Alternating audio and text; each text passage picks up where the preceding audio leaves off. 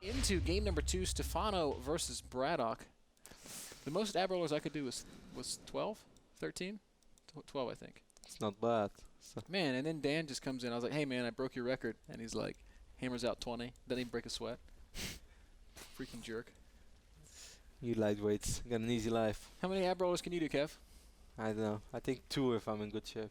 Maybe 3. I think your score on the board is actually 2/3. But well, that was because I went to gym that morning. But I'm pretty sure I can do more push-ups than you, and I can bench press a lot more than you. So I don't know why you try to make fun of me. Bench presses 20 pounds and starts bragging about an ab roller contest. Hey man, Shouldn't get any crazier than this. if your excuse can be you went to the gym, then my excuse can be I went to the gym every day. Alright guys. Millennium Stephano, of course, our French Zerg, spawning in the left top side. Avixo Bratok, or should I just say Bratok, is our Terran, spawning in the right bottom side of the map. Of course, our red Terran from Russia, with love. Not going CC first this time, maybe a little bit afraid of those quick Broodlords, which is something that's kind of funny, by the way, because I kind of feel that's sort of the same thing, like a Zerg reacts to Terran that goes that would go CC first and actually don't go Hellions. It's kind of the same thing as when Zerg plays against a Protoss who goes for really quick 3 bases. What a Protoss just does, like Protoss doesn't even have the same amount of scary damage output mid-game as Terran has with Stint Bio. So what good Zergs do, and I actually saw a really cool replay today, which you guys can find, by the way, if you just follow White on Twitter. He posted all replays of White versus Red show match, $500 I believe. And it was his game of Cloud Kingdom where White would go for really quick 3 bases, and Red is just, alright, you want to play like that? 91 drones, and he had Broodlords in 13 minutes or something. It's just insane. It's absolutely insane. Well, maybe not 13, but 13 and a half or 14 really quick Broodlords. And I just feel that Stephano pretty much just did that, and Bratok didn't have an answer to it. And maybe that's why Bratok is going to play a little bit more normal. He's like, you know what, I'm going to try to get my Hellions out, and maybe then I'm going to expand. Yep. I just want to point out that according to a blog on Team Liquid, Bratok was recently voted the #1 best foreign player at fighting large animals. For all the reasons that we pointed out previously, he is an assassin in every sense of the word. He's a machine. Doesn't matter if you're a human being or a grizzly bear, Bratok is not scared.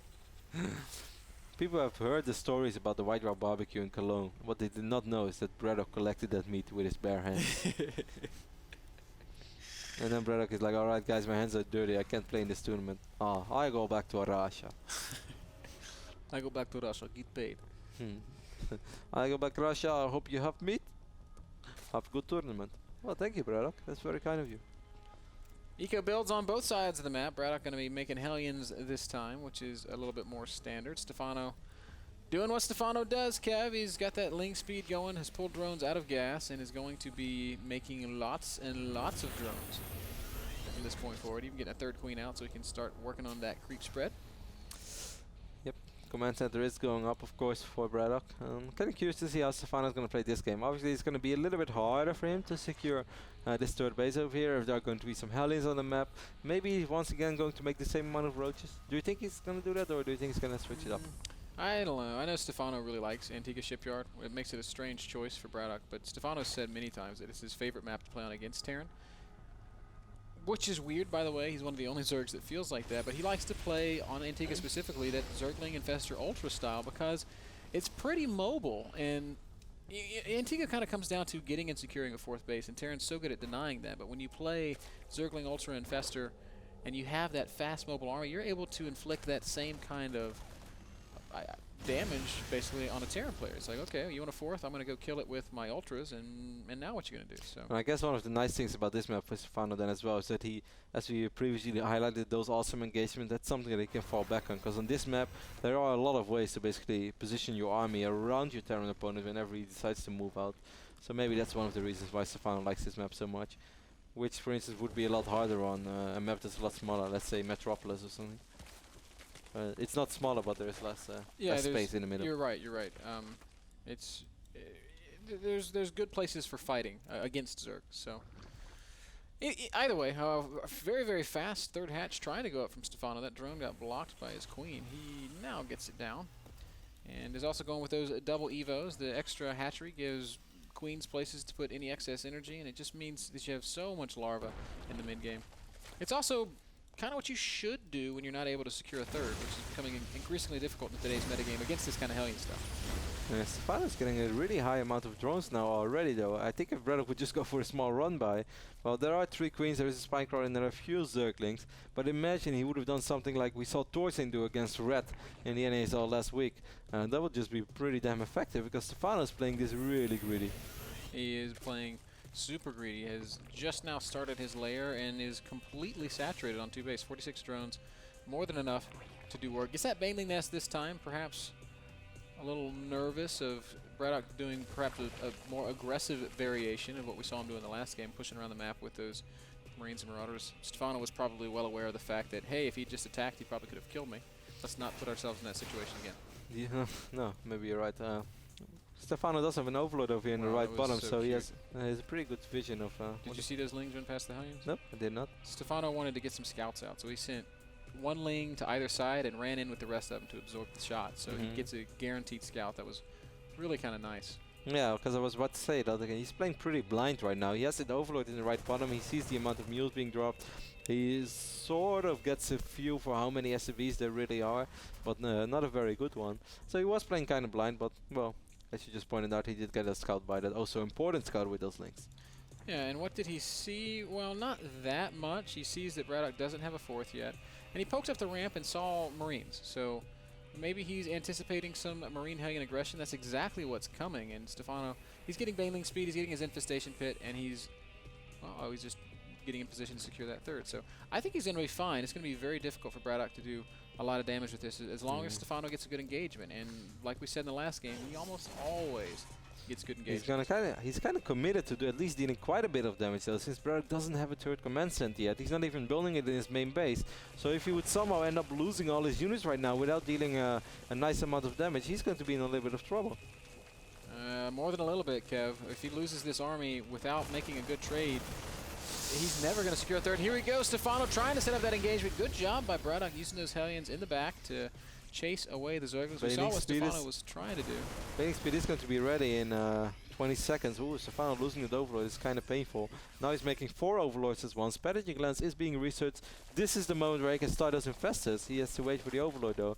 Then he can start infestors, and then it's going to be a lot easier for him. Yep. He's got enough gas for 2 infestors, and 2 of them start up right away. Bratok going to start working on these rocks. He's building a 3rd command center, so Bradok's not trying to end the game right now. It's smart. He's probably not going to be able to end the game right now, as we've already demonstrated. Stephano's got a lot of units and a good army composition for dealing with Hellion Marine, given the Banelings and the soon-to-be infestors that are popping out in just a couple seconds. Yep, certainly those infestors is going to make the life of Stephano a lot easier to deal with this pretty much Marine-only force, and there are still a few Hellions in the middle of the map, but once he has infestors, you don't have to worry too much about those. But I mean, Bratok is doing what he wants to do. He keeps Stephano on his side of the map. He has a good idea of what Stephano is going for, and he's securing his own base. And wow, loses only 1 Marine. Wow, those are the happiest Marines ever. Like, please, just let us go home. Come on, guys. I'm out of ammo anyway. I want to retire. Another drop trying to go down to the main base. But Stephano, well aware of that. Like we said previously, his map awareness. Yeah, it's always been. Yep. And that's been true of Stephano forever. It's so crazy, because if you look at him, he's actually so blind. He has an overlord over here. He doesn't even have an overlord over here. So how the hell Stephano is never taking a lot of damage of drops is almost insane. Well, it's something that you've talked about before, Kev. It's always very scary. We see this other drop getting cleaned up. That's not going to go well for Bratok at all. It's always very scary to split up your army. And you say it in the context of Protoss. I still feel this way when I play Zerg against Terran. It's hard to leave 20 Zerglings behind. Yeah, you need them, man. The fights are already so hard to win. Yeah, Stephano has no issues with doing that, and that's what makes him so drop-proof already with units in position. So look at this. Stephano's probably got, of his 100 Zerglings, he's probably got 40 of them defending his main and his natural. On the same moment, though, it seems like Bratok is actually going for a pretty serious push this time, since he's bringing siege tanks as well. Upgrade wide. Oh, Stephano's just going for it. Yes, he is. Lings. Oh, beautiful fungal on the Hellions. And I don't even want to say it no more, Kev. I don't want to say it, but look at Stephano in those engagements. Stephano, stop making us say it. All right, we're going to say it. Look at those engagements. Always engages like a boss. Hate on him now, hater. Hate on him now. 33 banelings on the way for Stephano straight away. Big counter push might actually be the scariest thing that could happen to Bratok right now. Bratok, his macro slipped just a little bit. We saw 1100 minerals, and look, he's even building, getting a couple of SCVs here because he's so afraid. These SCVs are, let us in, let us in. The wall does drop, the SCVs do come back in, but I don't think it's going to matter. No. Stephano can just roll in, and even if it doesn't work, he still has 62 drones. There isn't any. I think he can bust. Yeah, I think he wants to bust. He's and going for it, man. Bust. Absorbs one tank shot with the Zerglings, and then the banelings come crashing through. Bradok's like, I don't know, man. Again, good job of falling back to another wall, but the baneling's going to bust right through that one as well. Infested Terrans coming down everywhere. Big baneling connection. Stephano showing us just why he is the best Zerg player outside of Korea, maybe the best foreign player, period. GG comes out of Bratok. That's a convincing 2-0 for Stephano. Stephano just makes his game look so incredibly easy. He's makes like, me sick. Dealing with drops is hard. No, it's not. I always have Zerglings in position. Just put units there. You have Hellions over there. That's fine for you. I'm still making drones. I'll just go double Evo chamber up to 52 drones with literally single Zerglings. It's absolutely amazing. Can we show that that fight one more time? I mean, I know I'm beating a dead horse at this point, but look at Stephano and the way that he engages. He's patient. He doesn't force the issue. Splits up his units, and then bam, from two places at once. Yeah, and he's still got 40 of them in his natural. Fungals the Hellions so they can't get away. Every tank melts down. Notice how the banelings all came from the high ground where the Marines were. Just a perfect engagement from Stephano. I'm loving the instant It makes me so sick. Like, watching this guy play makes me hate StarCraft. Yeah, because he makes it look so incredibly And then I go easy. and I ladder, and I just get so mad. And the funny thing is, it always feels that Stephano, he doesn't really care. I mean, he likes the whole gaming thing, and he likes StarCraft, but he just walks around, does his thing. Doesn't have his shoes on. Doesn't really care. And Where's my little doggy? And he's so incredibly good. Pauses the grand final of Assembly because he's lost his stuffed animal. He's like, no, I've got to find it before I can play. And it really makes you wonder. Imagine if he would have the mindset of someone like super serious professional. You know, I wonder that too. Mad. And then I also wonder if he had that mindset, would he be as good as he is? Yeah, maybe not. Maybe it's a scaleless thing. I sort of feel like he just. I guess I am going to say it. He just doesn't give a damn, and it works for him. You know, so.